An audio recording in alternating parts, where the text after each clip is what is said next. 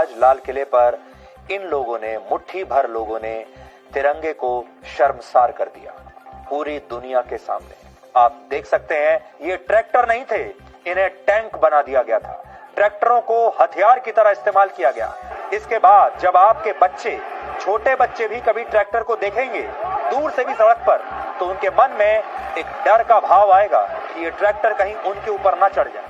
अपने कर्तव्यों को भूलकर ये सारे वो लोग हैं जो सिर्फ अधिकारों की मांग कर रहे हैं, और इनका जवाब भी भारत के नागरिक ही दे सकते हैं, यानी आप लोग ही दे सकते हैं।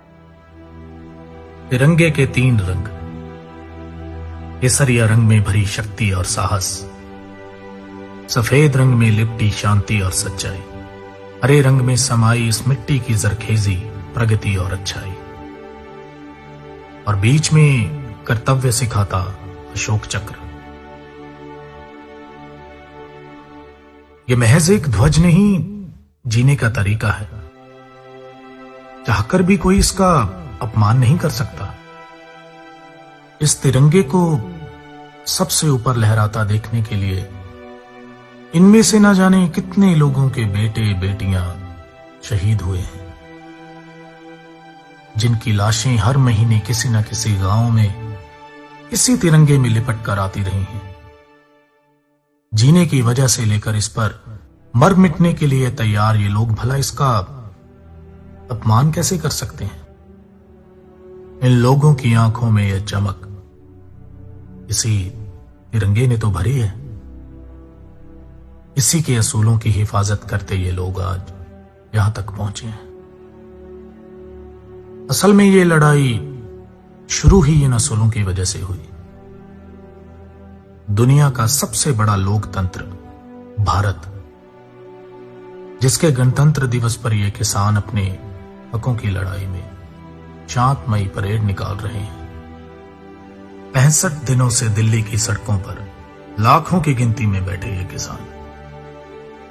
इतने दिनों से ना तो कोई खराबी हुई और ना ही कोई तोड़फोड़, बल्कि आसपास के लोगों और बेजुबान जानवरों का पेट भी इन्हीं लोगों ने भरा। इस बात को नामंजूर नहीं किया जा सकता कि कुछ गरम ख्याली लोगों ने इस लहर की प्रतिष्ठा और आबरू को नजरअंदाज करके इस आंदोलन के विपरीत लोगों को समर्थन जरूर दिया है। मगर सवाल तो यह है कि ये सब आज ही के दिन क्यों? क्या सरकार इस बात को जानती नहीं थी या जानबूझकर इस बात का इंतजार कर रही थी कि कुछ ऐसा हो और इस लड़ाई में बाधा डाली जा सके? और जरा सोचिए, इस सब का फायदा किसको होगा? क्या किसान खुद चाहेंगे कि लोग इस लहर से टूट जाएं? क्या वो चाहेंगे कि जो ये सरकार ढूंढ रही है वो थाली में परोस के दे दिया जाए?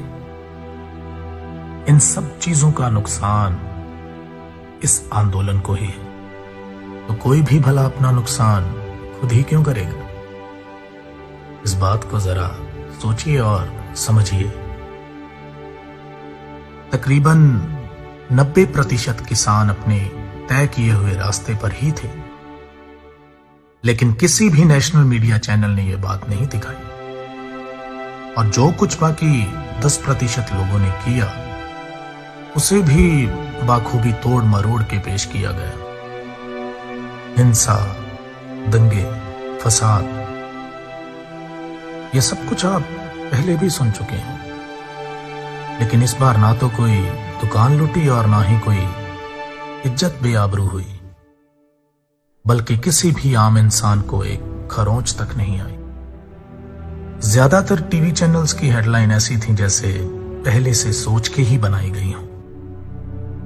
किसी ने नहीं दिखाया कि कितने शांतिपूर्ण तरीके से दिल्ली की सड़कों पे लाखों की गिनती में ये किसान बिना किसी को नुकसान पहुंचाए तिरंगे के साथ किसानी झंडे पकड़कर अपनी हकों की आवाज और बुलंद कर रहे थे।